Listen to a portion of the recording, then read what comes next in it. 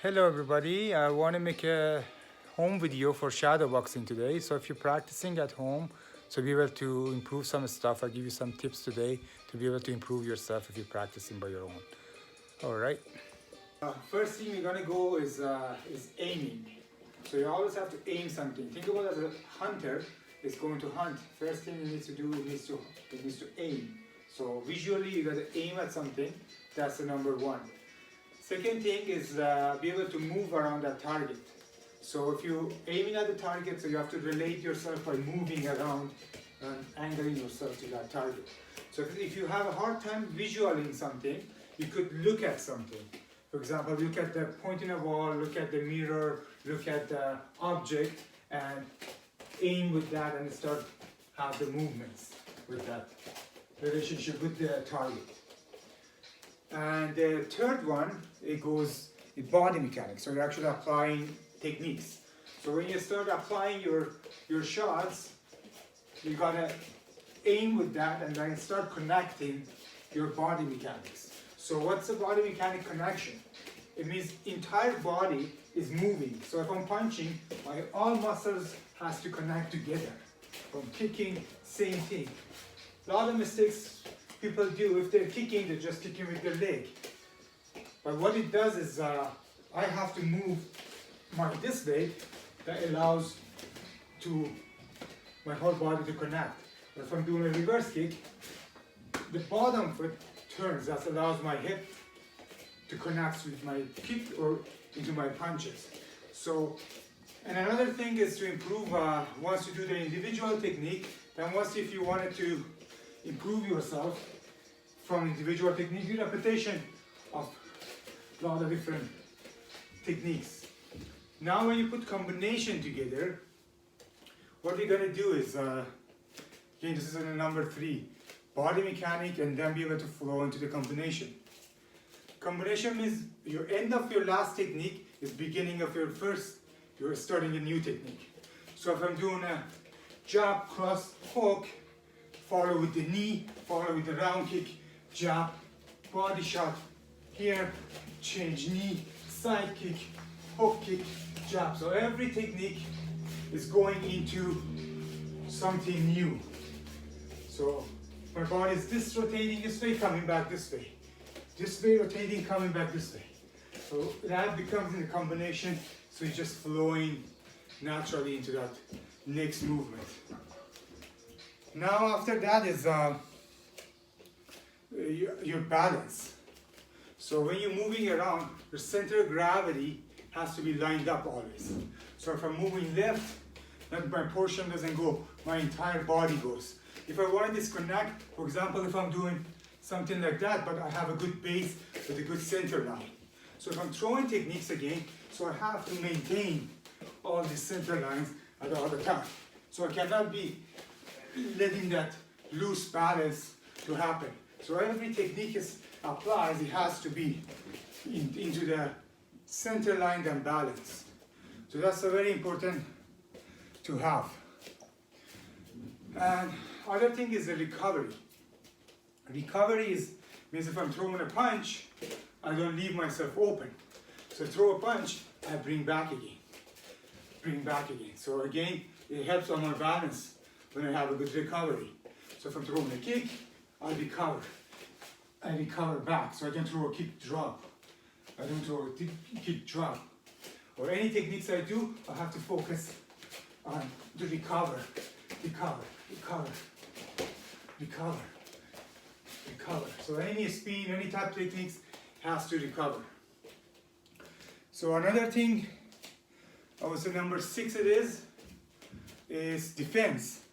So a lot of people just focus on attacking, just going in, bam, bam, left, right, jab. That's good, but it's good in one way. You can always realize highway has 2 ways. So if I'm only thinking about my own attack, not seeing the other person, I'm blindfold myself with my own action. That's when I get caught. That's most knockout happens when the people don't see what's coming because they're blindfold themselves by their own action. So highway has 2 ways. One way goes, one way comes. So always when you do shadow boxing, make sure you have a good defending. defend, defend, move, block, and put that into the combination. Block, attack, move, attack, block. So have that series of blocking action into the combination. So you always have the awareness of what other person's going to do. Even simple moving back or shifting in, shifting to the sides through a combination is also part of your awareness of what other person might do at the same time. And other one is, of course, breathing. As you see, I'm talking and doing, it makes it harder to breathe. So breathing has to come naturally.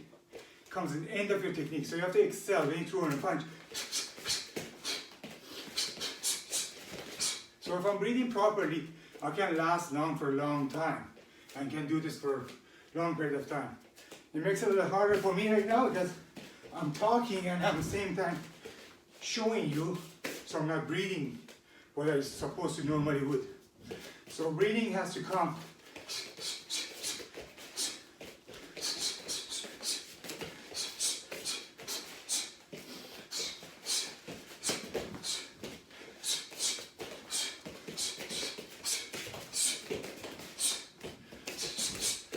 So that's just a natural breathing. So at the same time, we want to have it stay loose. You don't want to tense up when you're fighting. So you want to have that loose. The power, the power comes by rotation of the hips, and then just locking the technique a little bit at the end to give that nice snap into it. Or if you do a kick, when you're doing that recovery, that allows to energy to exhale and retract yourself back again. So that is very important. So if you're doing any type of spin kicks or push kicks, or if you're doing axe kicks, any type, those type of stuff, it has to happen like that. Because I believe is next one was the breathing and natural movement. Another one is always fighting somebody your own size. So I'm not fighting somebody so much bigger than me that I'm throwing overloading myself, or I'm not fighting somebody so small. So I fight somebody about my own height, so I target my own head, my own body, I'm doing the body shots. So it's everything happens, it has to happen to my own body size. So that allows me to understand my own body. That's the whole purpose of solo training, to understand our own body.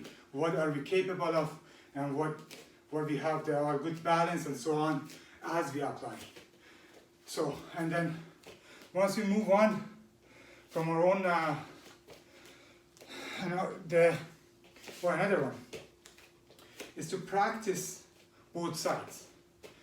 Never stuck in one side, because if you're stuck in one side, the danger is to always show which side, how you stand, how you are, and then which side to kick, which side to punch. So it's very, very dangerous way of fighting, my opinion. If you want it to be flawless or shapeless, so you have to flow better. So when you're punching, start learning how to switch, do it in both sides.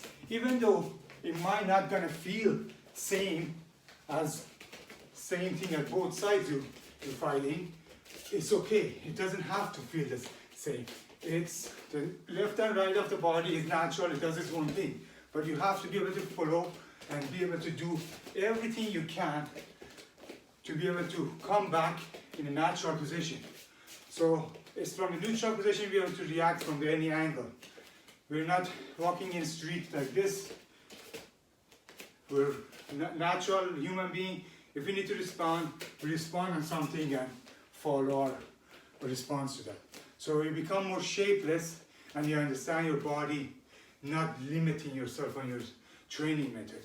Of course it comes by time, and it's a challenging. Every step of those, as I mentioned, has its own challenges to build. So, and then of course the last part is to make this to become your second nature. So what does that mean? After repetition of the training, to make this to to become second nature. Is number one thing is you have to stay focused. So stay focused. So number 10 is to make a second nature to where stay in focus, stay on your path. So no matter what is that you do something wrong in your training, you trip, you balance, don't get your mind out of what you're supposed to do. Imagine as the hunter is hunting. It's the eagle trying to catch that rabbit. It doesn't matter which way that rabbit goes, you move according to that concentration zone. And once you got that right, and when you get into advanced position, you can start moving multiple attackers, for example, or multiple shadow boxing.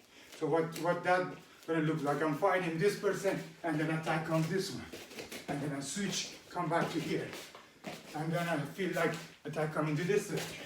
So I block this way, go here, switch, going this way. So making a little bit different lines, but that has to come step by step. So these are the tips I wanted to share with you. So if you're practicing at home, to be able to do these steps to help you improve yourself. Keep training hard till the gyms are back open. So of course it's not the same when you do the partner training or when you do a sparring. There's lot of elements that you will get with the partner. The timing and the positionings much better, and of course the contact makes things a lot more fun when you're training. But for now, we have to survive, we have to stay strong and do what we can as much as we can to be able to go forward. All right, us.